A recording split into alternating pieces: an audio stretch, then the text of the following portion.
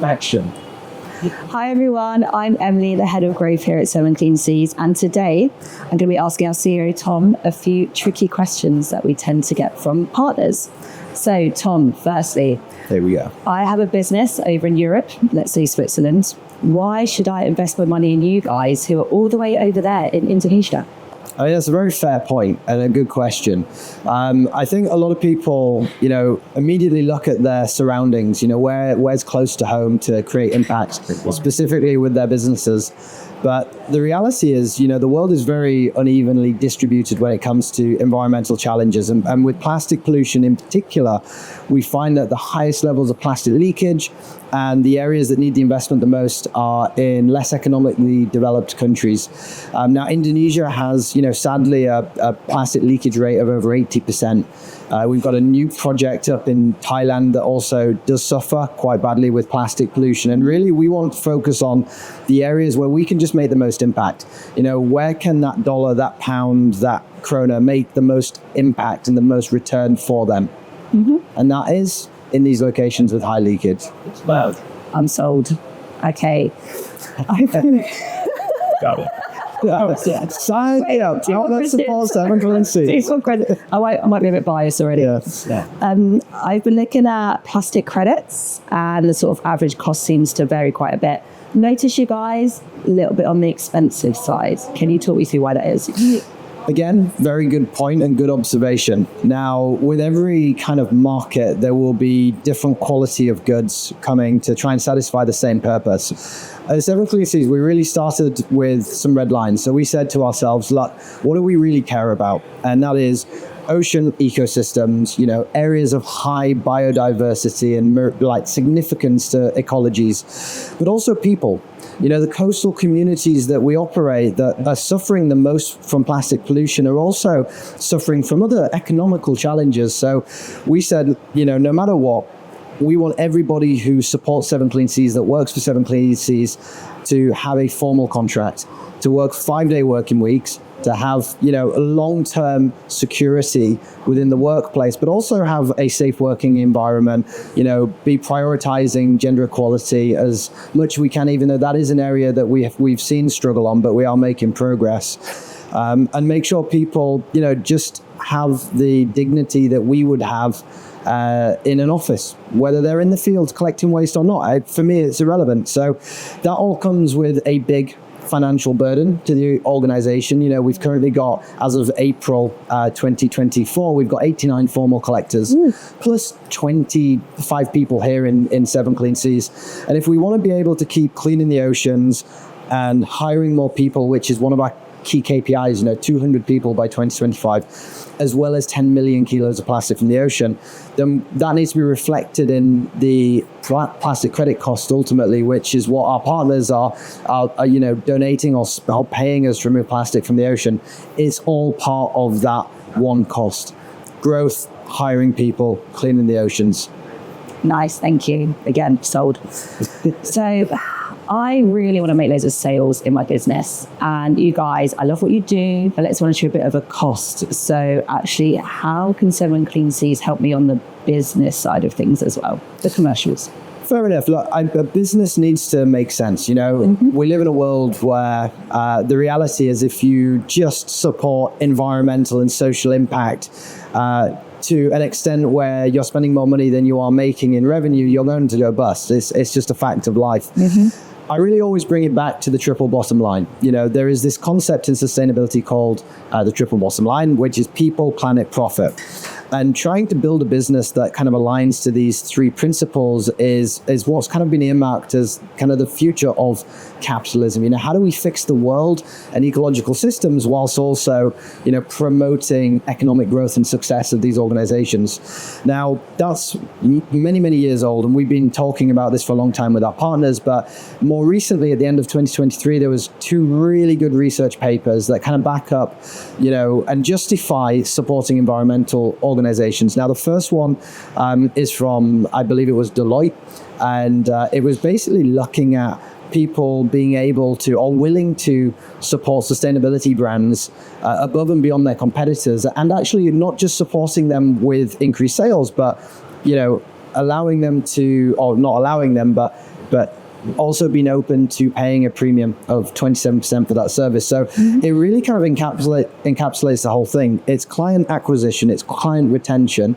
and it's a value add to your service. You can, demand a higher price because your product is so much more and creating so much more impact in the real world than it simply existing in a silo on its own. So.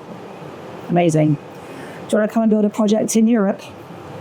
So I'm English. I'm actually also half Malaysian, but I would love to build a project in Europe. I'd love to build a project in the UK, but the reality is it's just not a good use of money.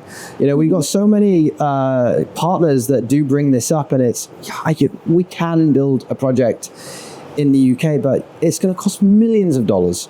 It's not going to take a significant amount of plastic out of the ocean. Wow. And it's not going to generate really well-needed jobs in coastal communities and low economic developed economies around the world. So you're really getting not a lot for your money. There's no bang for your buck. I am a big proponent of, really making sure that capital is allocated effectively and also responsibly within the sustainability space. Sadly, we're not at a point where there is money pouring into sustainability. We're still not there yet. So it does mean that we've got to be extra responsible with every dollar, every pound, every krona that we receive, and make sure that actually we're not just kind of investing that money into really exciting projects that tick a few boxes, like being based in Europe, but actually are focusing on the ultimate issue that we're trying to tackle, which is plastic pollution in our ocean. So where do we spend that dollar to make the most impact? Well, again, it's not Europe. So I would love to, but it's not a good use of my time or effort, and it's not a good use of your money, more importantly. Nice. I get a lot of pressure to actually manage my carbon. So I know I definitely need to spend money there. Why should I also look at plastic? Great question. A split answer, actually. Now, the first thing is that carbon is the starting point. I encourage every organization in the world to start their sustainability journey by holding themselves accountable to their carbon emissions, by calculating it, the various different scopes. There's so many tools out there to help people and to take action around that, whether that's, investing in reforestation, investing in internal teams and systems to help you reduce and eliminate that carbon footprint. But it is the starting point, not the finishing point. And there are so many other elements of sustainability that need to be focused on. And what we're seeing is actually waste, as well as water, being kind of the next frontier of sustainability. And what we are doing very successfully with some of our partners like Howden Group Holdings, FIFA World Cup, when we worked with them as well, was saying, okay, well, you've got carbon metrics fully and strategies like fully in swing.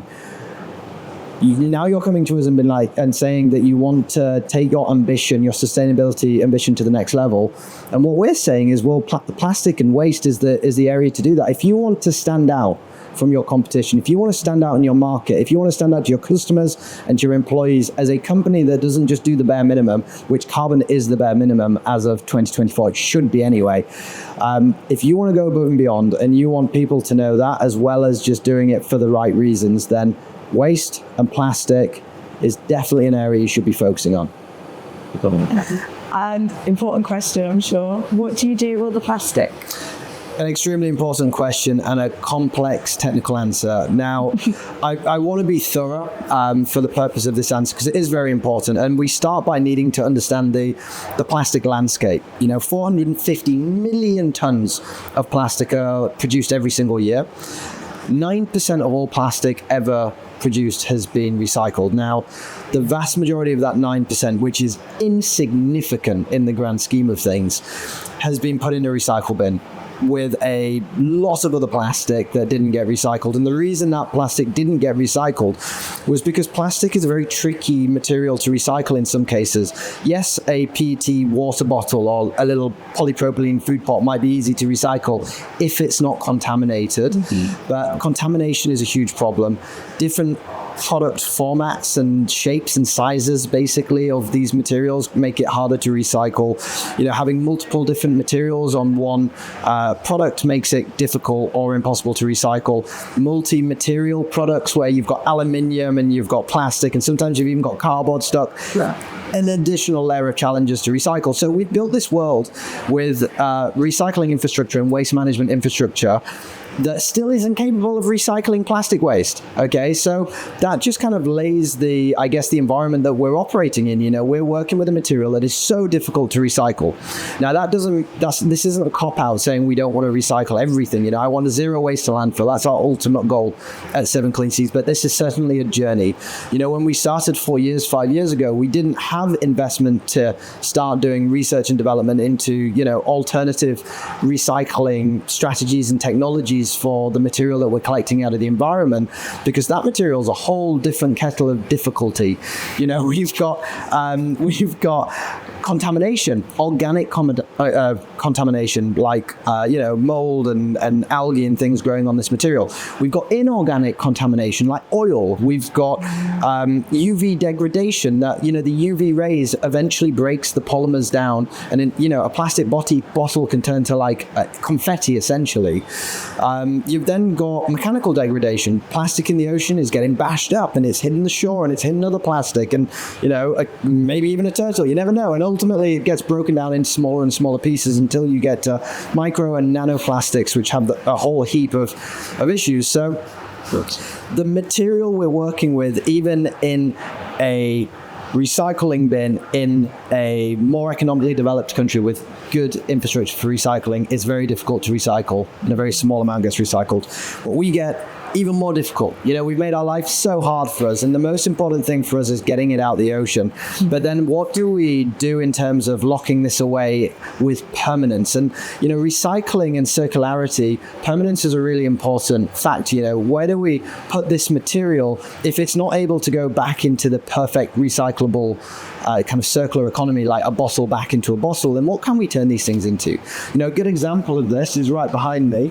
We're currently doing testing on a new technology. This is actually HDPE, but the final version will be made from plastic bags, LDPE. It's a roof plate, and the reason we're making corrugated roof plates is because in the communities that we're operating, particularly in Indonesia, their roofs are made from asbestos, which has been illegal in most countries for a very, very long time because it's carcinogenic and it's extremely harmful.